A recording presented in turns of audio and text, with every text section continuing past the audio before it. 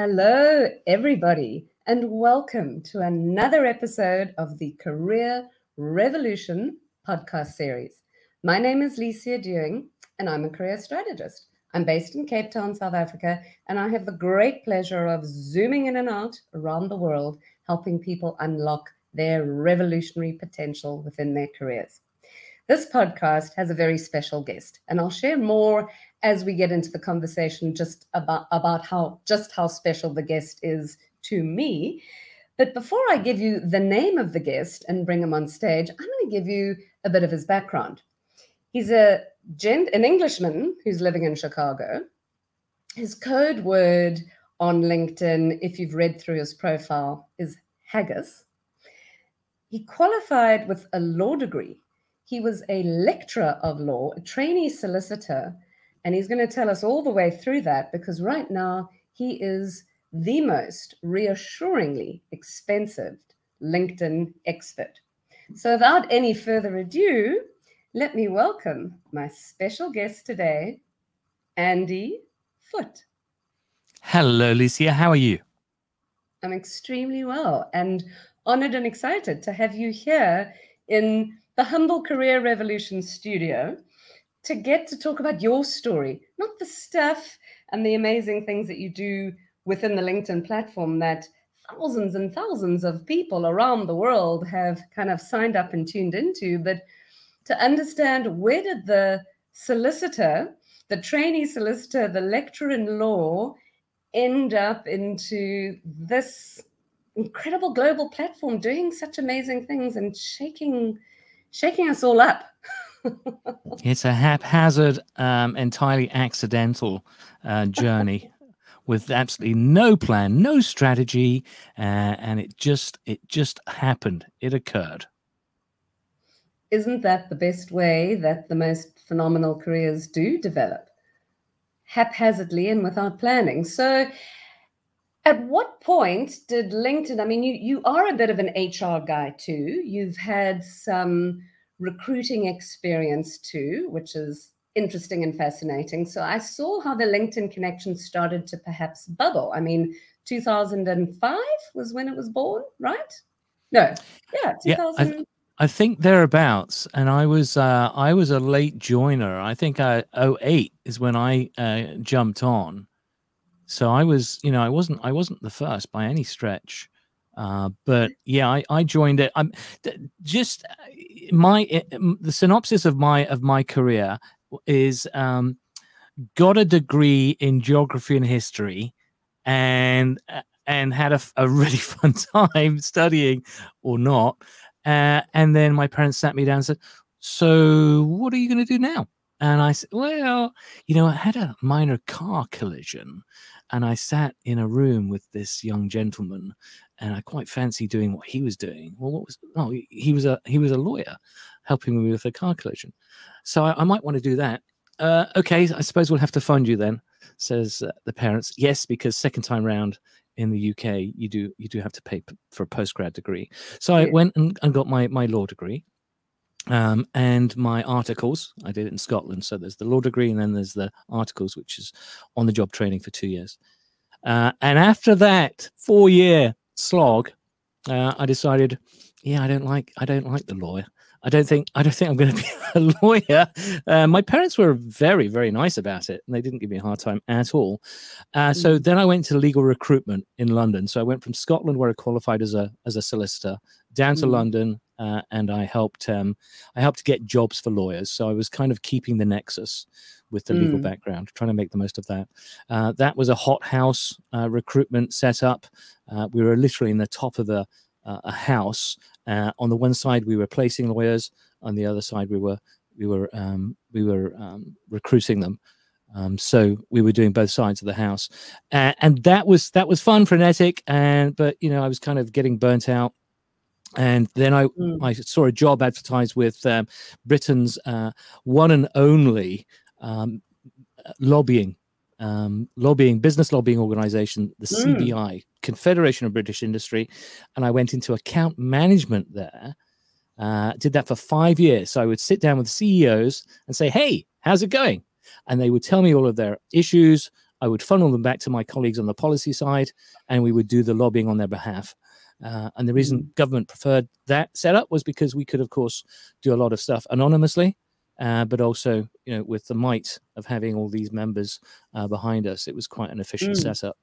So did that 5 years, and during that 5 years of schmoozing with the C-suite and doing all of that good stuff, hugely enjoyable, I met my future wife, who had landed in the UK on a secondment with PwC.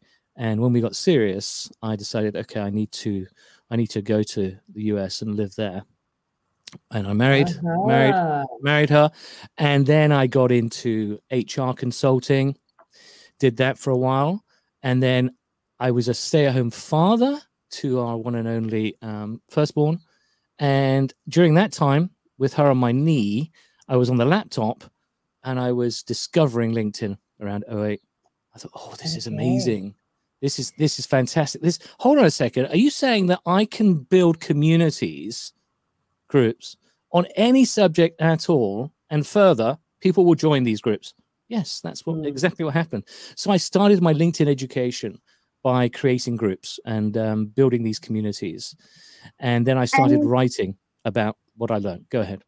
And with that kind of recruiting background, it's so fascinating to me how the recruiting world, it's a make or a break. And I loved how on your profile you talk about achieving, targets month after month, year after year, because it's about the relationship, it's about the persuasion, and it's about the account management, sort of in a funnel all of one.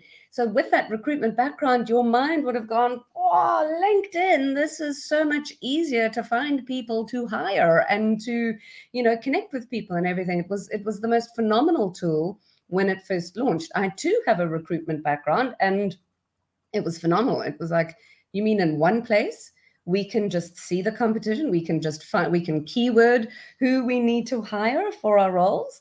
So that obviously was, a fascinating trajectory in this kind of development of how this platform sort of served you. And I know back in the day when I was in my recruiting, we're in the generation, we were faxing candidate profiles to companies.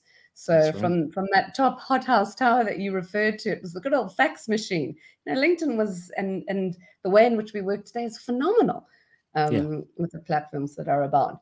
So it's a lot of, like your story and your history is fascinating. What were some of the catalysts or influences? I mean, love stood in the way. So love came forward. Absolutely. Mrs. Foote lured you across the oceans, but what can you share around what was impacting you before the LinkedIn stuff? Because it's like the first part, early part to Andy's career trajectory, and then it's the next part. So what comes to mind there? So I'm not sure if there was a central theme or motivation, Licia, that guided me in any way from one role to another. I think it was literally looking at job adverts when I was feeling itchy and feeling that, okay, time for a move. And I interview well. There was, I think, the strongest competition that I ever had for a role was as a trainee lawyer up in Scotland. I was gunning for a corporate firm, and I joined one of the Big 10 at the time, Bird Semple, and I heard there was something like, I don't know, 800 applicants that year. And they took, I want to say, 8, and I was one of the 8.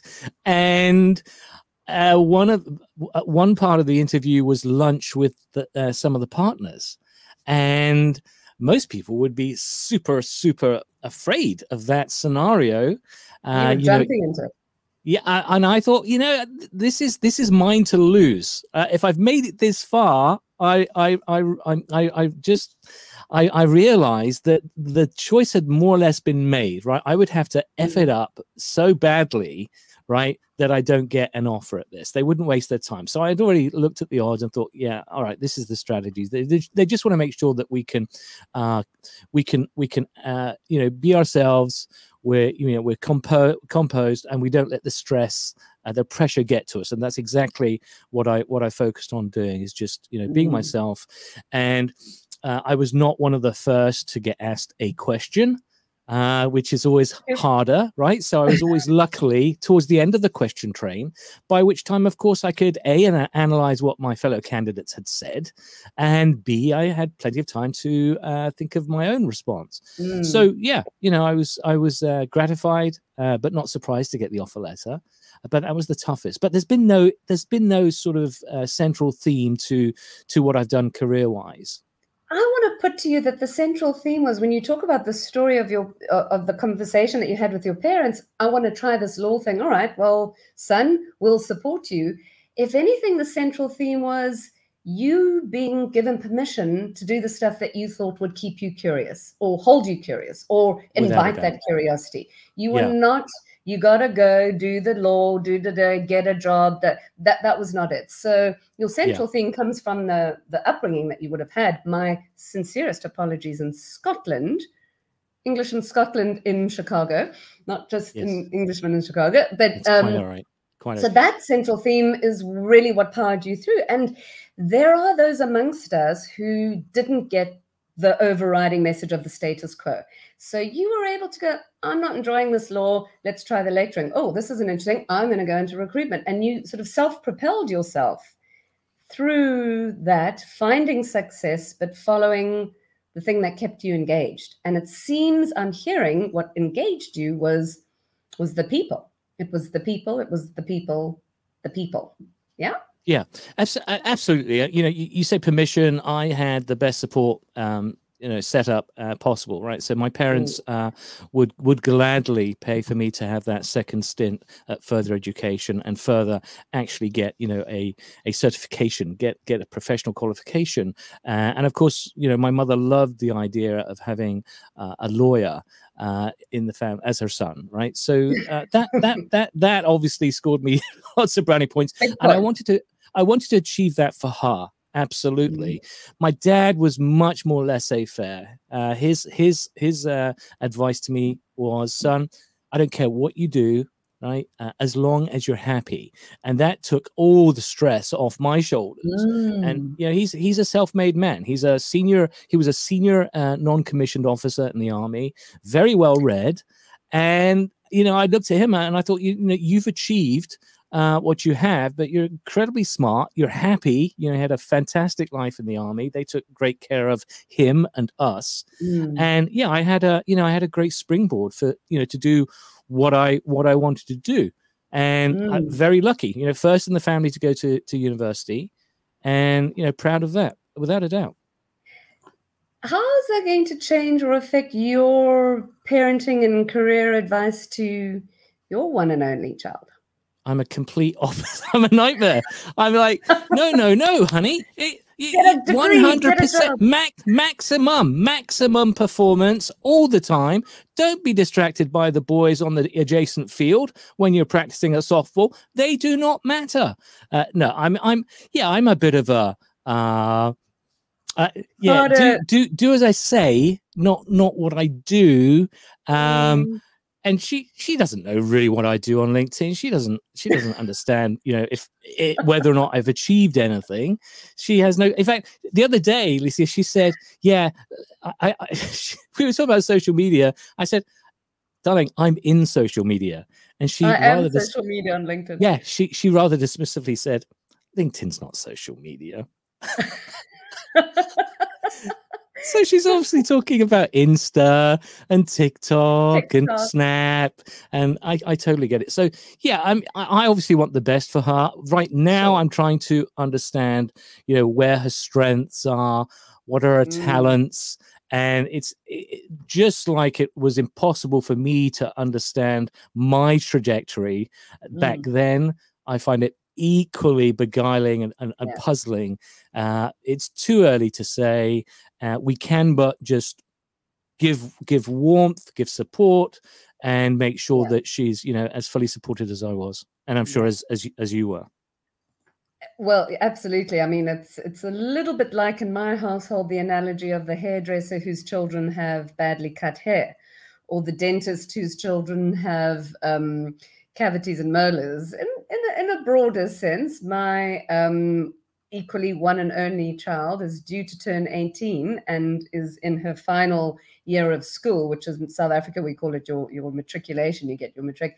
So the questions are coming fast and furiously. What are you going to do? What university are you going to study to? Right. And bless her, she says, I don't know. I'm not sure. I haven't figured it out. And then all heads look at me, the career strategist who's yet been able to guide my daughter. But we digress.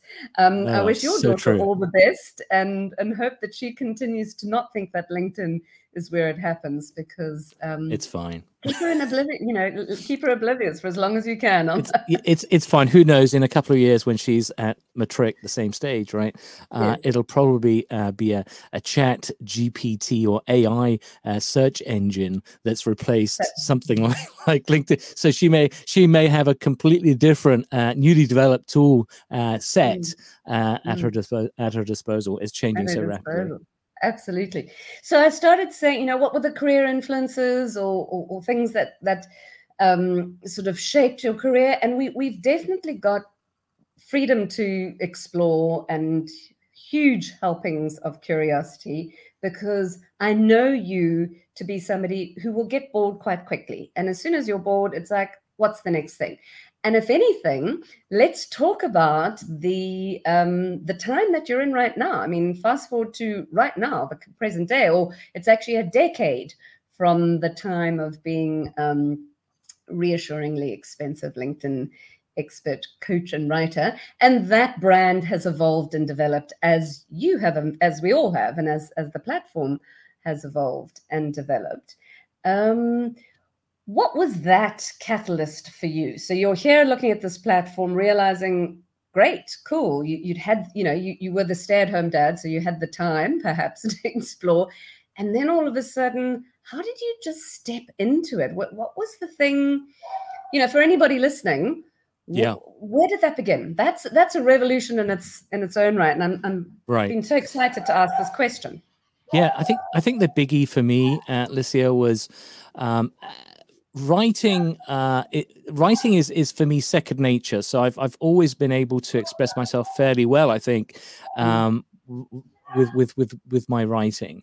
And the early attempts, which is cool about LinkedIn, the early attempts, you know whether your stuff stinks or not. If it stinks, then unfortunately, if anyone reads it in silence and they don't engage, then it may as well stink, because that you need that engagement to get more eyeballs and to start building something. That's something being an audience. So my early writing was quite fancy and wordy, and I was in love with words rather than the storytelling aspect.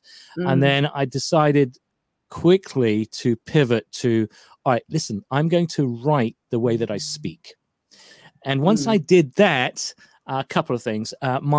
My content became much more relevant and I think digestible, but it also became more about me and my voice that the reader could hear, could identify, and perhaps find something in common with. And I had one article in particular called 3 Stunningly Good LinkedIn Summaries. They were called summaries back then, where I identified, and no one had done this before, or at least I don't think they did. No one identified 3 real or real life examples. Yes. And held them up and then explained why they were stunningly good in my parlance. And I did that, and people got it straight away. Not only did they have the visual, they had the real, and then they had the breakdown provided by me. And I was off to the races, because it was on my little blog at the time. Google indexes everything, but in this case, they decided this was the extremely well written and relevant. So we shall show this whenever anyone does a search on LinkedIn summary or or examples, summary examples, and that brought in millions of uniques to my little blog. I was on the map. And then I realized what happened. As soon as I realized, I put a call to action at the end of that article, and the LinkedIn consultant in me was born. That was my business. I wouldn't have a business without Google. And I decided I'm going to try to continue to recapture lightning in a bottle by only producing the best possible, highest quality content. And for me, it was never enough just to report the news. Anyone can report the news on LinkedIn, say, okay, here's the new feature. Yeah, but what does it do? You need to, I think, provide the why, not just the what. You need to, if you bring the insights, I think people really appreciate that, because frankly, a lot of people can report the news. It's much harder to actually say, hey, this is what I think is really going on. And then why is that relevant to you? Yeah, exactly. I remember that article, whether it was at the time that you wrote it or whether I was one of the millions that picked it up along in the Google platform.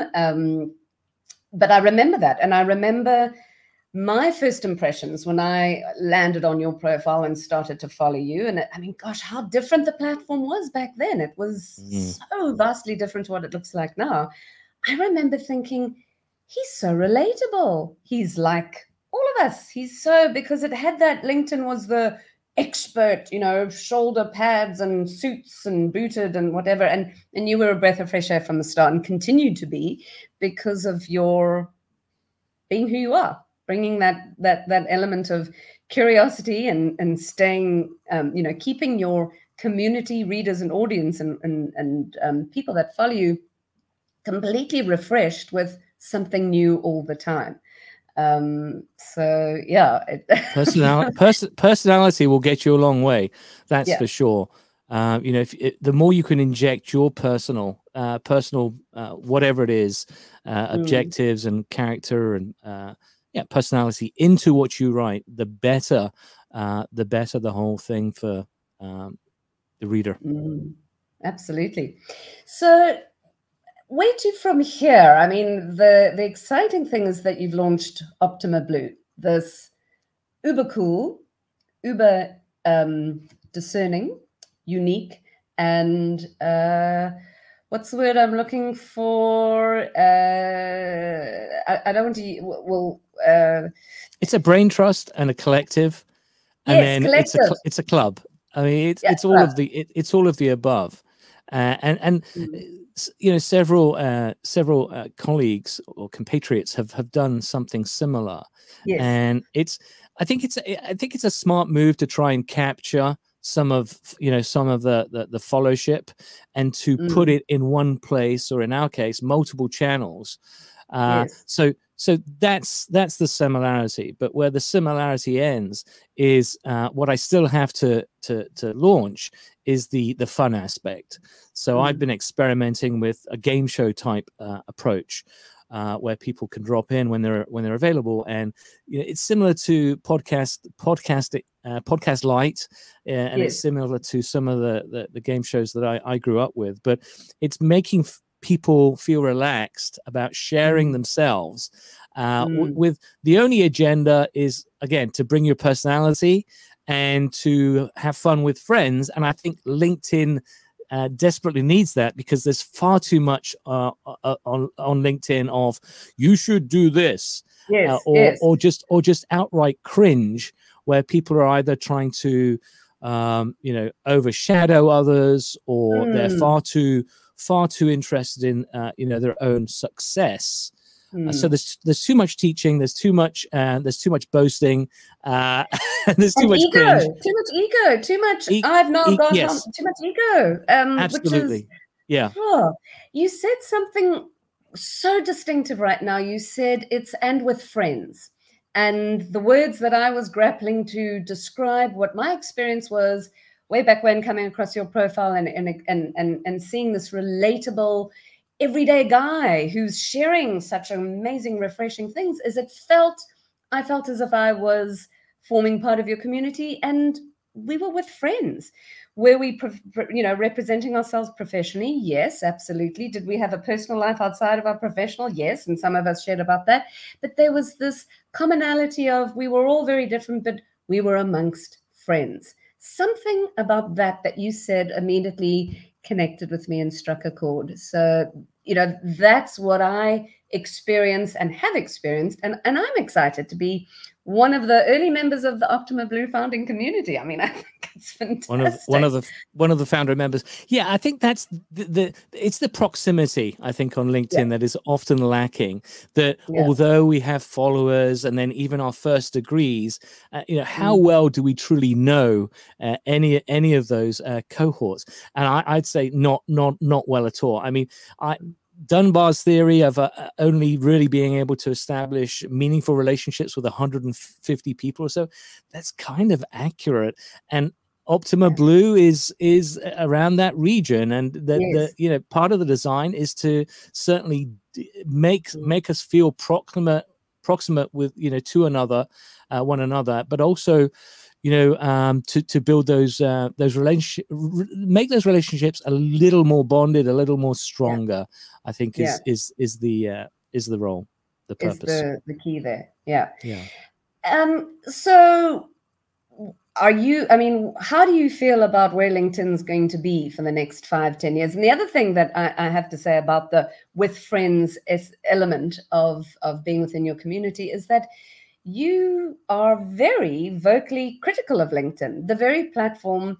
When I say vocally, I mean, when it's appropriate, but the very platform that serves you and serves your business, you have no problem turning around and saying, do better. What is this? Tagging the creator community or whatever it might be along the way. And we know the platform went through a bit of a wobble when it was losing its identity and it didn't know what it was because of the drastic change within the social media landscape, and it's bounced back really well to an extent. But that too was something that I so appreciate, was that you weren't going to sing the praises of something that you were benefiting from. You were going to authentically say, you can do better, guys. Come on, what is this? How do you feel on that do better metric? Where are you at, if you could give it a score? I passionately wish that LinkedIn would put me out of business, and the way that they could do that is by to effectively shut me up. Not the LinkedIn consulting side, but the acerbic wit and the poking or biting the hand that feeds. The way they can just deal with that is by improving the areas that need to be improved. And if they don't know the areas, if they're not eating their own dog food, then that's a problem. And I think much of it stems from not using the platform themselves. So they may be busy they will be busy with their own roles. But I think even the user-facing folks on LinkedIn are making, they're making avoidable mistakes. And that's a whole different show. So when I poke and when I point stuff out, I'd like to think they're taking note, or they're making adjustments. But the overriding issue this year is that it's a monopoly, and because it's a monopoly, they get away with doing a lot of stuff where in a competitive world where we have not just one LinkedIn, but we have multiple different versions of a LinkedIn, they would be competing to make users more satisfied than they are now. And that's a big factor. Their recruitment business, they're feeding the recruiters data, their marketing business, ads, all of that. So all of that is absolutely fine. Users are really, really low down in terms of priorities, and yet we provide this fresh content on a regular basis. So they must be thinking, that's great. This is just it polices itself. No. I don't think so. And so long term, to answer that part of your question, I think it will be a problem. I think it may well be an AI thing that comes along that makes people just think to themselves, okay, so I could spend my time writing a post that gets 30 likes and 5 comments here, or I could join this thing, and I read about it, I can't remember it, this thing that was designed by the founders of, I think it was Snapchat. They've gone and done something else. And it's a news-based thing, but they know that utility leads. So the utility comes first. Let's say it's a newsreader that's specifically an algo and builds stuff for you, and then a community from that. And as soon as that arrives and it's free and it's not selling our data and we're getting what we need and want from it, then LinkedIn has a problem, and there will be multiple of those. This is not going to last forever. This hold that LinkedIn has on on publishing, as an example. Yeah, exactly. So I would be completely remiss on the Career Revolution podcast if I didn't ask you to share your revolutionary tip. We're going to get to that. Before that, what would you tell somebody who is, really, do I need to be there? What should I do? Where do I start? What would you just succinctly say, do this for success? Are you happy to share? Would you let us know? Yes, as far as LinkedIn is concerned? Yes. Yeah, so LinkedIn, the cool thing about LinkedIn is that it's all public. Or at least, we see a lot of what's going on. Therefore, we should treat it as our library and our lab. And we should be, before we do anything at all, we should be getting into analyze mode. And then we should be trying to make notes about what we think succeeds, why it succeeds, and, on the other side of the coin, why something fails and why you think it failed. So make that analysis before you do anything at all. And then, of course, you have to interpret and you have to apply that to what your objectives are, whether it's looking for a job, whether it's looking for a promotion, whether it's starting a business, etc., etc. And then I think you have to embrace the fact that content is the key. This is the way that people discover you. It's the way that you build interest in yourself. It's the way that you achieve multiple objectives. It's content, because it's what you say. By the way, content could be commenting. A purely commenting strategy will work just as fine as a posting articles and all the other vehicles that LinkedIn gives you to build an audience. That comes first before people even bother looking at your profile page. So have the profile page set up, absolutely. Have that looking tickety-boo and wonderful and impressive, with calls to action. But to hook them to that profile page, you've got to be doing something. And it's usually content-based, as I said, commenting or posts. So analyze, interpret, apply, learn from the best, and figure out what the people that who are not killing it, figure out why, perhaps, if you can, and then find your voice. Find your voice, as I did in your writing. And often it's as simple as, look, instead of writing this, write it how I speak. So how would I say that in a conversational way? And think about always having a conversation. A lot of the advice I give my clients starts with, this is informational. You're just saying, this house is blue, instead of, is this house blue or orange? So think about the importance of getting that algo juice. The way you get the algo juice, the way that you get your content, not just to be read, but to get engagers on it, is you must get into dialogue mode. Always think about having those amazing, not amazing, but they're not always amazing conversations. They are conversations. The worst thing on LinkedIn that can happen to you is to be ignored. That's the absolute worst thing. Because it's a complete waste of time. So you must figure out how not to be ignored. What to do to not be ignored. Exactly. I love that. Library and lab. Like, treat it like a library and treat it like a lab, and repeat what's been done well, extrapolate it for yourself, develop your voice, and engage. Dialogue. And there's always a lack of creativity. If you can come up with a new way, a different way than you've seen personally of doing something on LinkedIn, do it. Oh my goodness. There's so much beige That's the other thing. There's too much beige. There's too much cringe. But if you come up with it, I love the light bulb, right? Whenever I see the light bulb, that's plaudits for not only being insightful, perhaps also being, you know, a bit different and creative. Yes. People really get bored easily, as you know. Yes, and speaking from the man who will get bored quickly and move on to something else, as we've learned and as we've discovered. Just on that, you can't search by reactions. You can, now that there's content, you can search by content hashtag, but you can't search by hashtag and reaction. Like, who finds that topic curious? Which again is, you know, it's a failure, isn't it? It's a failure on LinkedIn that you can't sort of dive into. Yeah, you can't. Exactly. There are all kinds of different innovative ways that LinkedIn could be pointing you to new authors, new content. You know, the discovery piece is not amazing. Let's face it. And they have all of this data, and they should be thinking, instead of just let's sell this data to recruiters, they should be thinking, well, why are we leaving money on the table when creators, right, are benefiting from services like Shield or Peekaboo, which you know, in the one instance is giving a much more granular long-term view of your of what your content is actually doing, and in the latter case, Peekaboo, where it's showing you who your super fans are. LinkedIn should not be leaving that to third parties. It should be giving us tools like that if they genuinely cared about helping creators.